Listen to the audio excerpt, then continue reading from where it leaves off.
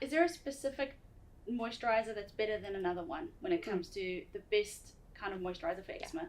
So the best one for eczema is the one that the child will tolerate and that keeps the moisture. So there is no like particular favorite in terms of eczema. We've got a degree of funded ones which we can use, and they range in the amount of oil in them. So we've got we don't often use lotion so much because they're more water, not enough oil, so they often don't last long enough. We use a lot of creams, which are sort of more oil, more water content, kind of half and half. And we've got things like our fatty cream, which is a cream-based one that we can fund, that is funded. And then we've got our really oily ones, so our 50-50 paraffins and our emulsifying ointments.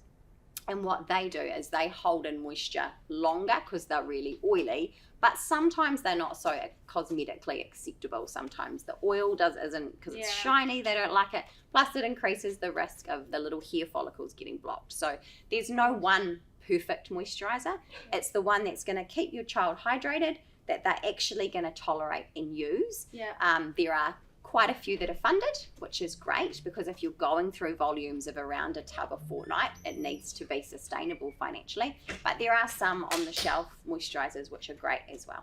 So there's a difference between lotion and cream. That's the important thing. Yeah. Definitely don't use scented perfume. Use the plain one. Absolutely. Yeah. But it just reminded me that we were given a tub of the cream to use actually as soap as well. Yeah. Yeah. So is that a thing? I guess it touches on what we said about soaps, and we might move on to talking about bathing. Yeah. But bathing, how does that affect eczema? And given we were just talking about creams, is there a specific, what does it mean about creams using for soap and what does all that mean? Yeah. So and again, I'll bring out the brick wall. Yes. So when we are bathing, so firstly, daily bathing is really important for kids with eczema. Or showering. It's like the bath or shower. Okay, yeah, just checking. Yeah, totally. Don't mind bath just or means shower. Get clean every day. Yeah. The thing with bathing, either showering or bathing, the rules around it, warm water only, because the hot will make them itchy. And 10 to 15 minutes, no longer than 15 minutes in a bath or shower. So generally, they're the main rules. We recommend using your moisturizer as soap because we know that soap can dry the skin further, okay? But what you can do prior to a bath or shower is apply it beforehand. And what that can be helpful to do is if you think of the brick wall, we put the moisturizer on beforehand, that just helps with some of the chlorine in our water as well. It's putting a little barrier on. Then we can get in the bath or shower and you've got a medium to wash off. So get a soft cloth and you can wash it off. And that cream will help lift any dead skin cells. It will wash the skin, but it also enables a chance to give us some extra hydration as well. So using moisturizer as soap is really great. I often prescribe whatever moisturizer I'm getting them to use. I get them to use the same one as soap rather than having lots of different products, but you can have different ones. And then in terms of your moisturizer, like we were talking about, if it comes, so we're aiming to use 500 grams a fortnight, which would, if we're using it as soap, we'd need to use more. But if it comes in a tub, really important that we use a spoon to scoop out and never our hands. And the reason being, no one told me that. Yeah, and that's a common thing I hear, people don't always know about it. So what happens is because of all the staph on our skin, if we use our hands and then we apply it to the child and then we pick up more staph off the child's skin, we introduce it to the moist, warm tub, it has lots of staph babies, and then we keep throwing it all over this brick wall. I think that's the most mind-blowing thing I've heard so far today.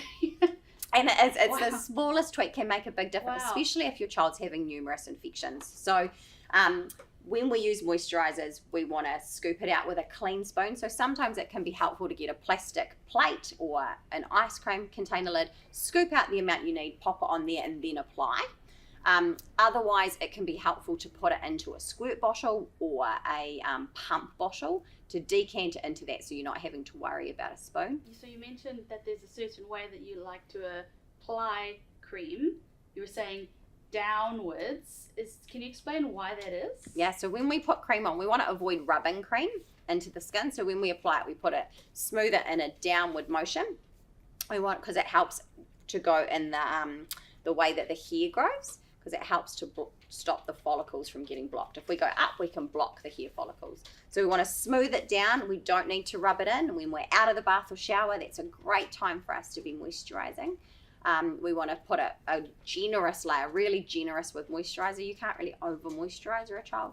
So a generous layer of moisturiser in a downward motion, and then letting it soak in. If we rub it, we can sometimes almost induce a bit of an itch, that itch scratch cycle. So no needing to rub it in, and we just smooth it down and let it soak in. Have you ever come across a child with high needs, like an autism spectrum child, who doesn't like the feeling of cream and being sticky and lathering on lotions just isn't an option? Have you ever had to deal with that and have good advice on what other options there are? Yeah. So it's trying to find a product that's tolerated the most. So trial and error, really. There are some products feel stickier than others. Some feel cold when you put them on. So it's trying to find something that can be tolerated. And then sometimes it's a case of trying to find a time of day where it can be tolerated better. Maybe before bed is just on the sheets. Just different times, or sometimes using different products, something that's a bit lighter and easier to slap on those really dry areas that you can get on, and focus on the areas that tend to be more itchy or dry. Especially coming into winter, we sometimes find faces get drier because of our heating. So if you're just doing what you can when you can, and focusing on those hot spots more than anything, and getting your moisturizer on, picking the time of day, and then trying to find a moisturizer which they're gonna like more than others. And so lots of trial and error. Sometimes it's our oils tend to be a little bit easier to put on and tolerated, or it may be trying something as well. In terms of if they're non-funded moisturisers, things that are really important to look for in a moisturiser are making sure it doesn't contain any food products. So we really want to avoid putting food-based products on our skin. There is some research that states that by doing so, you can increase the risk of a food allergy by putting food products on your skin, because the immune system is presented to it in a different way to normal. I did not know that. Is that, for example, coconut oil? Yes. Because that's, everyone says put coconut oil on. Is that actually not a good thing? So we would advise to avoid all food-based products. And so looking at things, and especially there are lots of nice natural products available, but we want to make sure that they don't contain things like almond oils, those kind of things, coconut. We're avoiding foods on our skin if we can. And also checking for moisturizers for additives. So things that smell nice, like even things like lavender, even though they're natural, can be a contact irritant. So trying to avoid nice smelling things if you're choosing a shelf-based moisturizer, and something that doesn't contain food products.